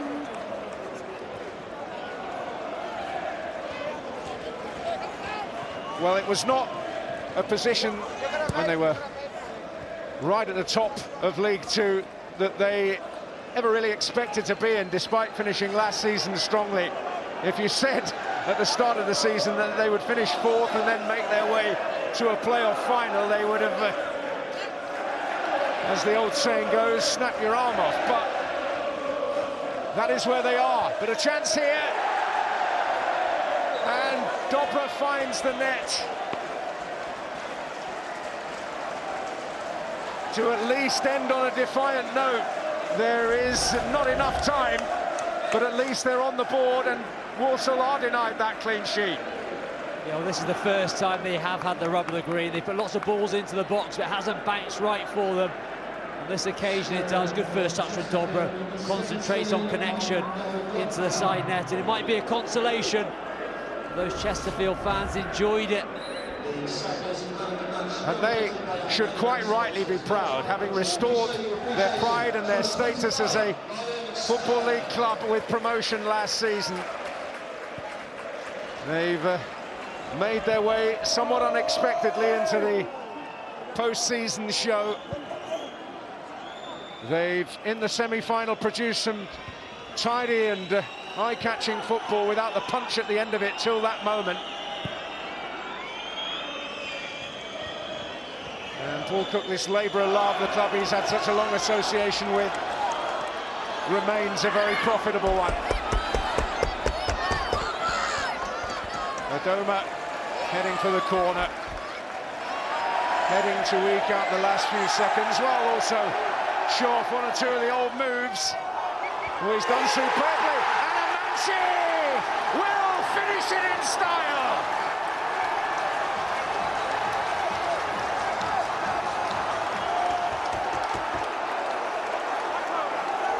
And on they come.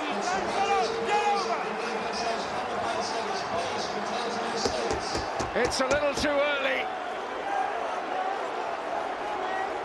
but a pitch invasion born of joy.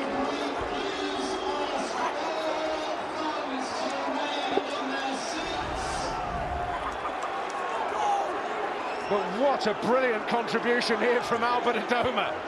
Albert Adoma rolling back the years, dancing feet in the corner. We thought he was just trying to keep it there, but then that deft lob to the back post. Amanchi's missed a golden opportunity in this game already, but he could have missed this one. Look at those feet from Albert Adoma.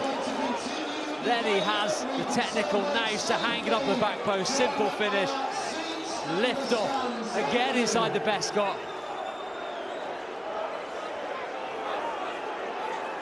Well, the delight then disrupted by the pitch invasion. Amanci scoring against his old club. A moment of sheer joy after a moment he might have feared he would regret not taking the opportunity earlier on. But on they spilled in jubilation. But now they must depart because we have a game to finish.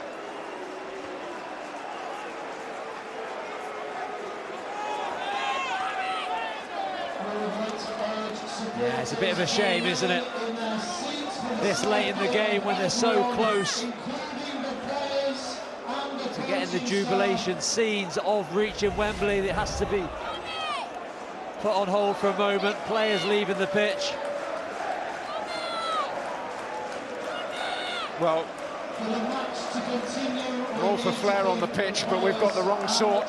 Some smoke bombs which need to be cleared for everybody's safety before we can play what remains. And I don't think Paul Cook wants to bring his players back out, in all honesty, and I can understand that. We saw the second leg of the Sheffield United-Bristol City match end virtually right on the 90 with the situation done and dusted. It's not a nice position to be in as an away player. I've been in that situation before, and it is quite intimidating. I know the fans are jubilant and they want to show how happy they are and live in the moment, because there hasn't been too many of these moments for Walsall in their recent histories. They want to enjoy it, but as an away player, it's not a nice experience. I've been on plenty of those games where you're edging towards the touchline, waiting for the referee to blow his whistle.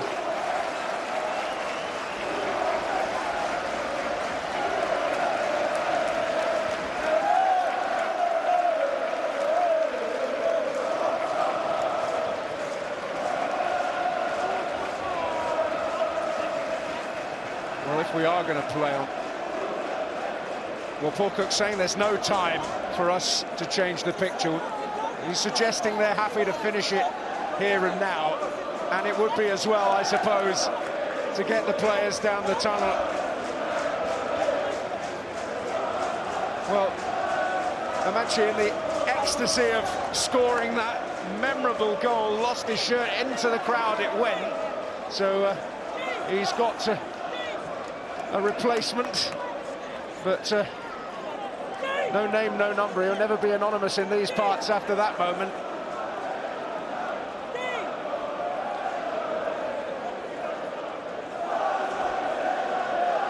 It's sad to say that premature rush of joy onto the pitch has led to a slight sense of anticlimax here.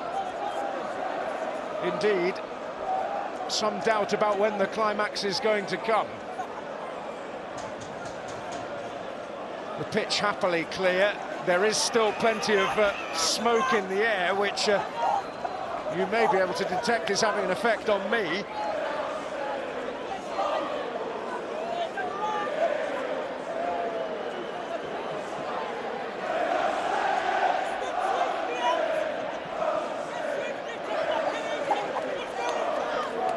Well, a decision to be made.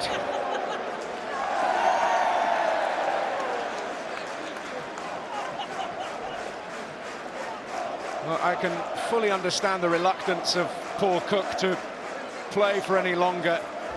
I mean, he will have to accept that the situation is beyond his team, as he does. And we've seen, unfortunately, in recent years in playoffs, some really unfortunate events unfold when supporters invade. And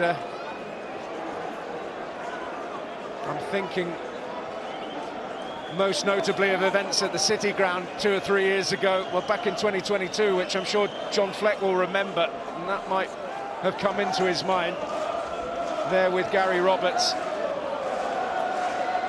But it is when suddenly hordes are rushing around you and smoke bombs are being dropped on the pitch, a very difficult situation for visiting player, visiting coaching staff.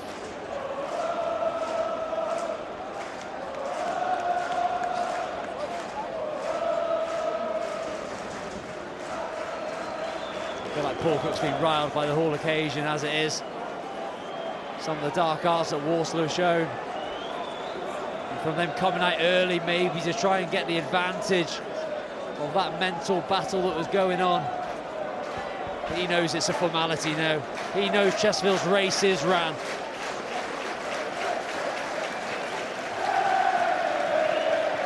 So the players of Chesterfield are going to re-emerge, and we are going to have a perfunctory 10 seconds of football to officially conclude this playoff semi-final. This is another reminder to supporters to please stay in their seats following the conclusion of today's game. Let's protect the players. Will Grigg, a revered figure in these parts, looks so unhappy with the situation. Had a fabulous time here at the Bescot, but he's not having a fabulous time at the moment.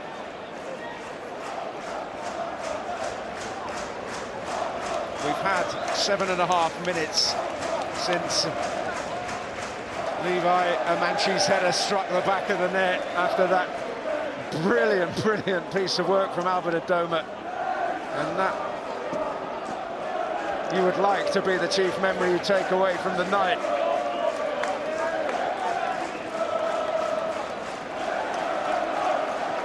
Matt Sadler richly deserving the internal congratulations.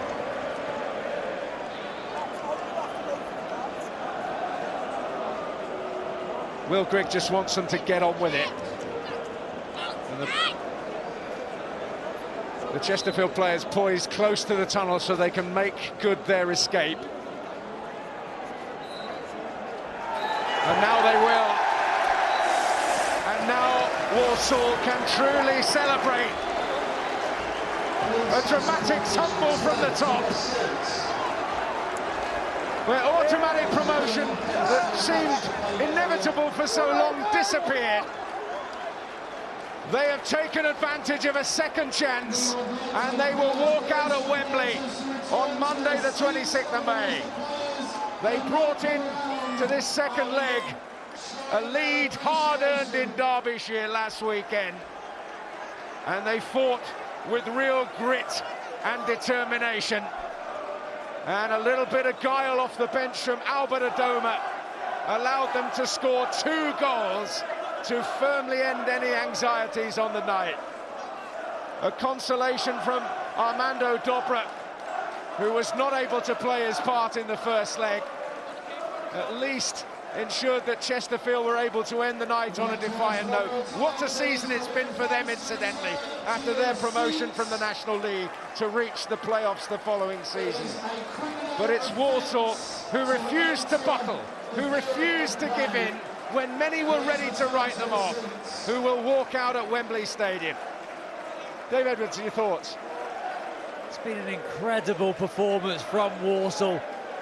The adversity which they've gone through over the last 4 or 5 months has been hard for Matt Sadler and his team to regather their thoughts and come into this playoff campaign rejuvenated, but that's what they've done. The win at Crewe was important, although other results didn't go their way. But from there, the clean sheet and the performance away at Chesterfield, that's what won them this tie. That's what set the foundations of what we're seeing right now.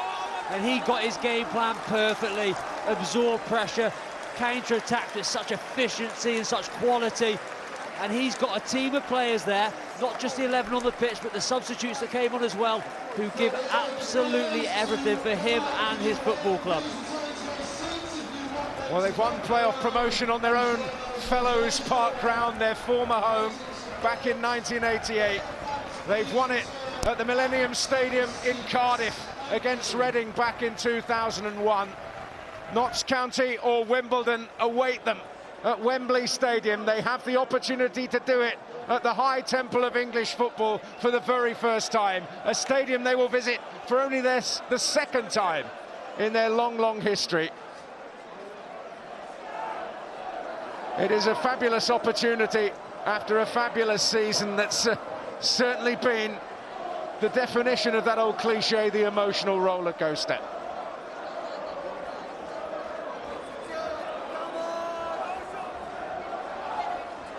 Pomlin on the left there, the co-chairman delighted, no doubt, at the exploits of his team on the pitch over the last 3 games when so much seemed to be beyond them, given how events had turned in the second half of the season. But they have got there, and Levi Amanci, against the club where it all began, emphatically sealed the deal after that brilliant bit of work from Albert Adoma. Charlie Lakin also off the bench, grabbing a goal. Walsall have won by 2-1 on the night, 4-1 on aggregate, and they will play in the League Two playoff final. Yes, it might feel like a long wait for these passionate fans. Walsall prevailing after such a disappointing second half of the season. They have found some form, and they will be playing at Wembley on May the 26th. Curtis Davis and Nathan Lowe alongside me. Nathan, of course, still Walsall's top goal scorer despite leaving in January. What's the emotions watching your former side reach Wembley? They all deserve it. Every single one of them has worked so hard, and I'm so happy for them. And I think it's obviously been a tough season for them, but at least for the fans and for the players and for the staff, everyone, just the trip to Wembley, it makes it all worth it. So. Curtis, the emotions clear to see from the fans and the players. A really dramatic final 10-15 minutes or so, wasn't it? Yeah, dramatic in terms of the game on the day. Dobra, the man we spoke about before the game, getting a goal back, but you know, an unassailable 3-1 lead, and then obviously right at the end, Albert Adoma showing a good bit of quality, and then also getting another goal. But you know, all the fans spill onto the pitch. I understand their excitement. I think this is more the relief for their fans, I'd probably say. A little bit of frustration maybe being let out by going onto the pitch, because maybe they didn't believe this moment would come with their form towards the back end of the season. But yeah, they're denying themselves the opportunity for the players to walk around the pitch now, because with it being the last game of the season, the players are ready to walk around the pitch, with some of them with their kids, some of them with their families, and thank the fans for their support all season. Unfortunately, right now, they're not going to be able to do that. But listen, they've given them a day at Wembley, but the goal isn't Wembley, the goal is getting into League One. So whilst they're excited, there's still a job to do for Walsall Football Club. OK, let's give you a reminder then of what's left in League Two. The final playoff semi-final will be tomorrow lunchtime. AFC Wimbledon and Notts County decide who will join Walsall at Wembley.